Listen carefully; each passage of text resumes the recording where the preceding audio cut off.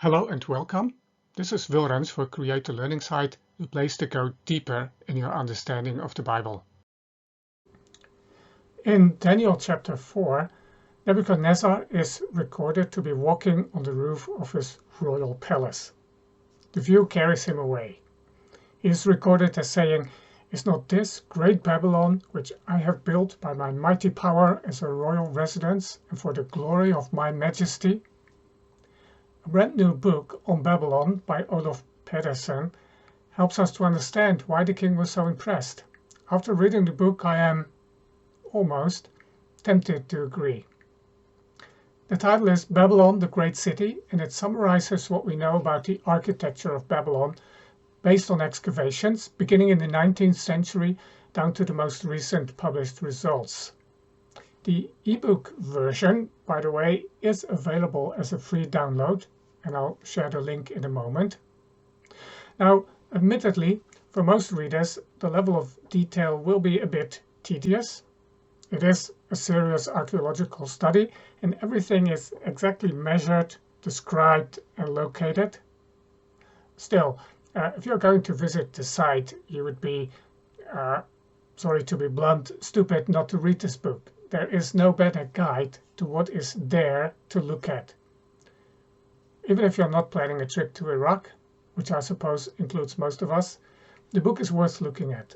It is illustrated with brilliant digital reconstructions. For copyright reasons, I cannot reproduce these illustrations here. This is the link to the website of the publisher, Zafon Verlag, where you can download a copy of the ebook. You may want to do that. You may want to pause and do this right now, because later in this recording, I will share a few of my personal highlights from the book with the illustration number and the page number, so you can actually look at the picture as I talk about it. I definitely recommend or encourage you to download the book and perhaps afterwards at least have a look at the illustrations in the book. It's well worth the effort. But before we get there, I need to share some background. When Nebuchadnezzar was born, Babylon was already an ancient city. However, it's the relatively short period of the Neo-Babylonian Empire that began with Nebuchadnezzar's father that is best known to us. All the remains of the cities are mostly underwater and therefore out of reach for archaeologists.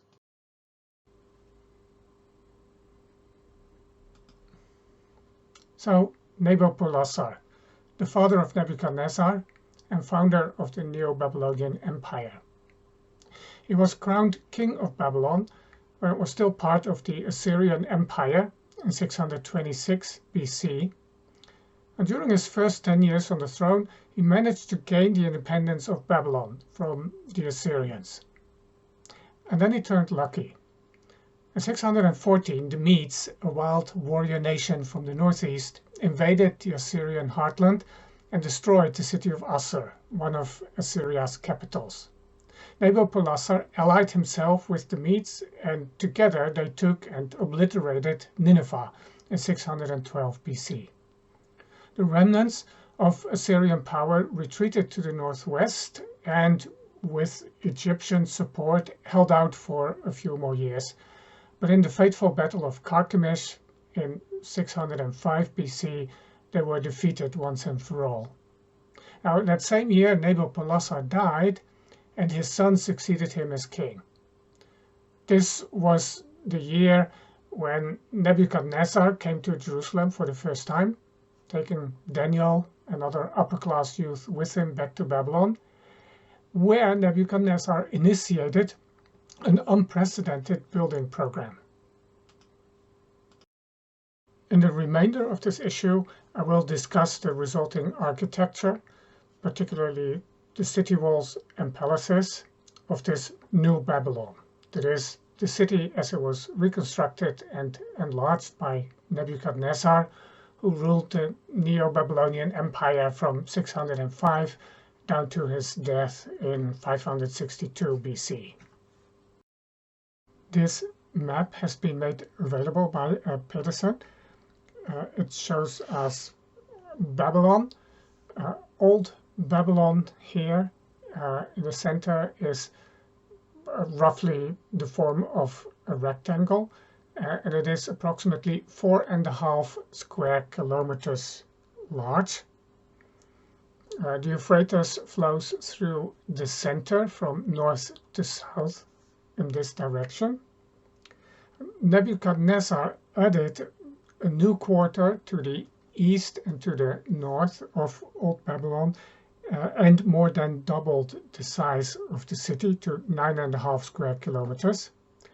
What we can also see here is the central area where most of the excavations have been done, and where quite a few of the more official buildings are located. We see here, for instance, the ziggurat, more about this later, the Temple of Marduk, and especially also the palace area here with the Ishtar Gate here, to which we will also return. And notice that part of the palace area has actually been pushed out, and now sticks out. This here was the original limit of the city. Part of the palace area has been extended, has been pushed out beyond the old city walls, to which we will also come back. Now, it's not just the doubling in size that is noteworthy, but also the change in building material. Pedersen writes, quote, "The basic traditional building materials on the floodplain of Mesopotamia were to a large extent based on clay or mud. Most commonly used for the buildings in Babylon was the unbaked mud brick, with mortar and plaster of mud. Mud brick was manufactured from mud mixed with straw and chaff and put in a wooden mold and then set aside for a period to dry. Baked bricks and the use of asphalt as mortar was also known, but was mostly used for wet places where the walls would be in direct contact with water, which for obvious reasons mud bricks do not handle very well. Nebuchadnezzar, however, did much of his building with baked bricks, which of course are much more durable.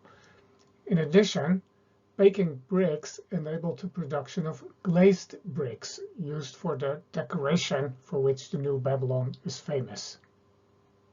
Bricks produced during Nebuchadnezzar's reign were slightly larger than they had been before. Baked bricks usually measured about 33 by 33 centimeters and were up to 10 centimeters high. This is significantly larger than bricks that we use today. These were heavy stones. Pedersen offers an estimate of the number of bricks used for all the wall building, including the outer palace walls, after Nebuchadnezzar, and comes up with these numbers: 209.5 million mud bricks and 384 million baked bricks, for a total volume of almost 7 million cubic meters.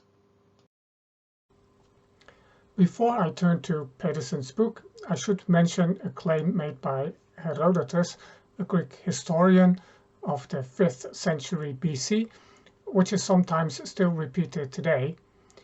In describing Babylon, he writes about a wall 25 meters thick and about 100 meters high.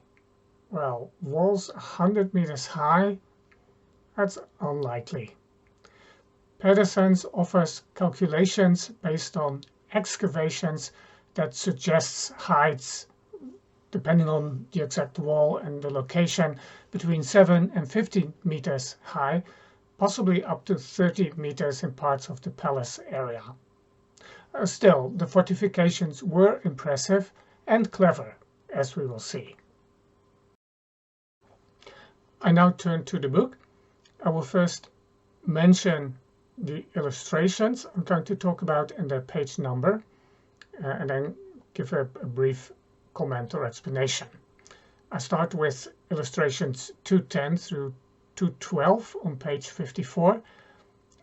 They show the double mud brick wall of Nabopolassar surrounding Old Babylon, and then its development under Nebuchadnezzar. So that's page 54. Before Nebuchadnezzar, the city was surrounded by a double wall of mud bricks. Nebuchadnezzar added a third wall or embankment, to some extent already started by his father, which was made of baked brick and was located right at the waterfront. Thus, the old city was surrounded by a double wall of mud bricks and an embankment wall of baked bricks, 3 walls in all. The new outer city, added by Nebuchadnezzar, had only 1 instead of 2 mud brick walls. And as mentioned, in addition, the entire city was surrounded by a moat 80 meters broad. I now turn to illustration 2.7 on page 51, which shows these 3 walls in close-up, page 51. This setup made Babylon hard to take or even attack. One had to cross the moat and then break through the embankment wall, where there was no space to stand, let alone operate.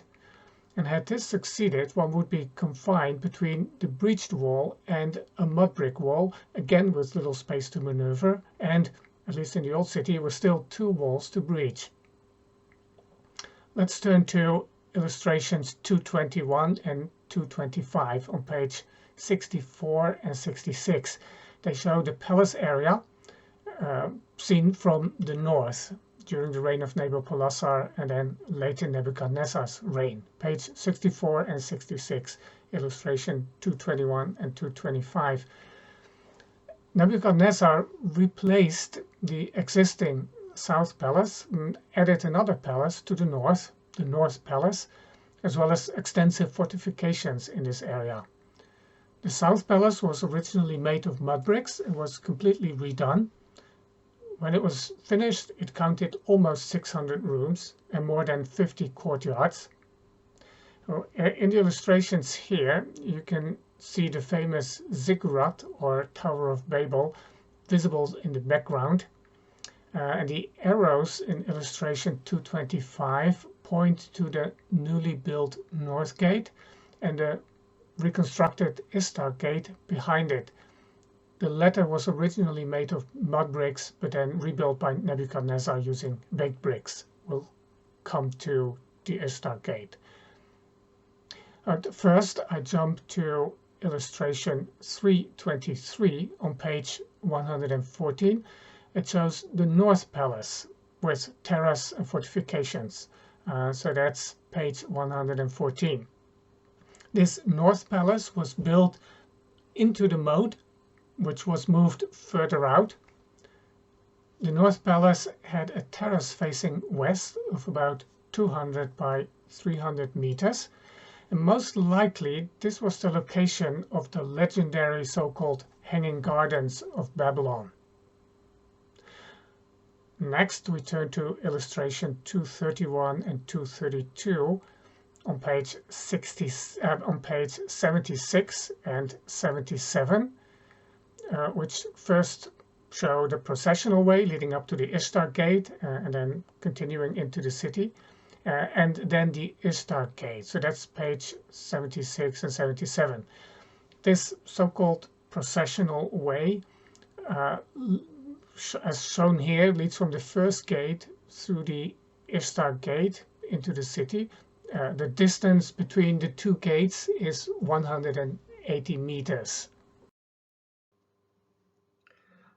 The walls siding this stretch of the processional way, these 180 meters, were beautifully decorated with lions made of glazed bricks, as shown here.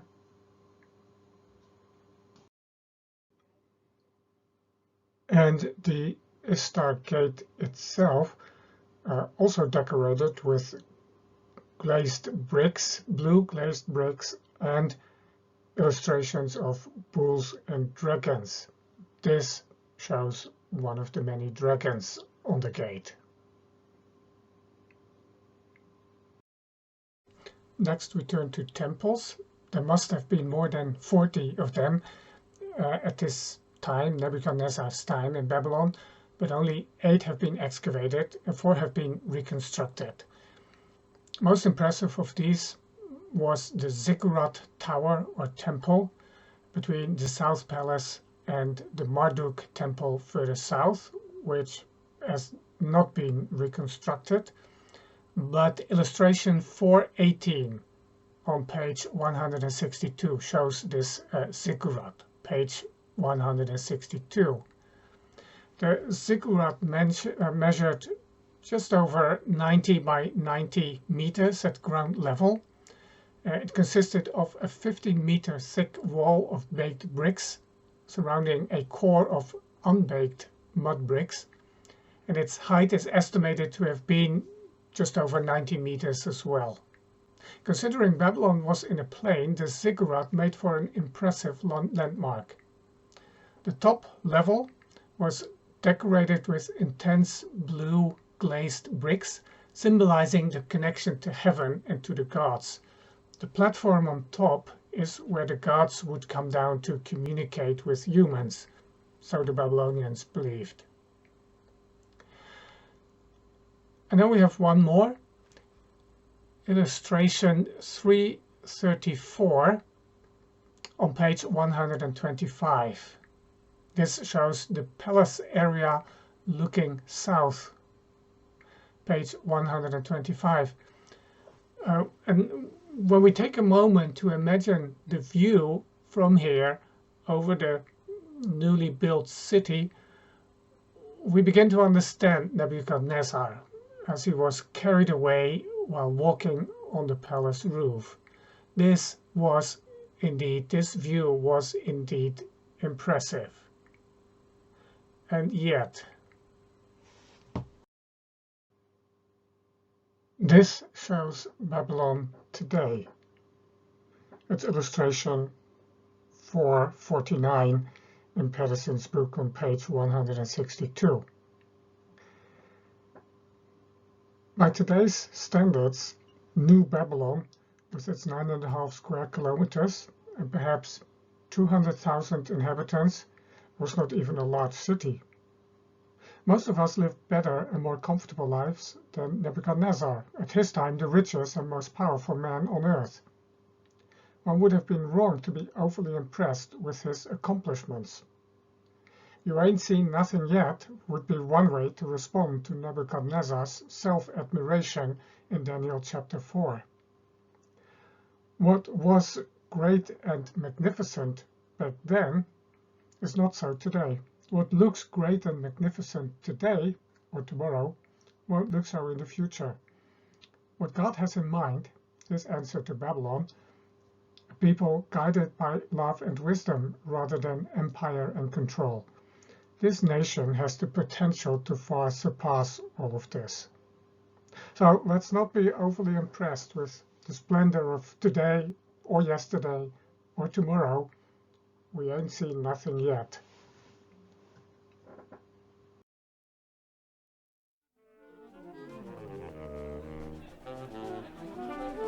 The show will be starting in just a few moments. Thank you for your patience.